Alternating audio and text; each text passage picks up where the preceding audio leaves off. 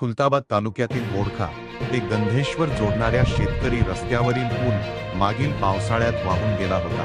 मात्र अद्यापही त्याची दुरुस्ती करण्यात आलेली नसल्याने परिसरातील शेतकरी व ग्रामस्थांमध्ये तीव्र नाराजी व्यक्त होत आहे। सध्या या ठिकाणी माती व दगडांच्या सहाय्याने तात्पुरती व्यवस्था करण्यात आलेली आहे। मात्र नदीपात्रावरील हा मार्ग दरवर्षी पावसाळ्यात धोकादायक ठरत आहे। विशेष म्हणजे येथे दोन नद्यांचा संगम होत असल्याने पाण्याचा प्रवाह आणि पातळी मोठ्या प्रमाणात वाढते। परिणामी रस्ता वाहून जाण्याचा धोका कायम निर्माण होतो। यंदाच्या पावसाळ्यातही हा रस्ता बंद झाल्यास सुमारे 40 ते 50 शेतकऱ्यांचा त्यांच्या शेतांशी संपर्क तुटण्याची शक्यता आहे। त्यामुळे पेरणी, मशागत तसेच इतर शेतीकामांवर मोठा परिणाम होणार आहे। शेतकऱ्यांचे आर्थिक नुकसान टाळण्यासाठी या ठिकाणी तात्पुरत्या उपाययोजनाऐवजी कायमस्वरूपी सिमेंट काँक्रीट पुलाचे बांधकाम करण्यात यावे, अशी जोरदार मागणी ग्रामस्थ व शेतकरी करत आहेत। प्रशासन तसेच लोकप्रतिनिधींनी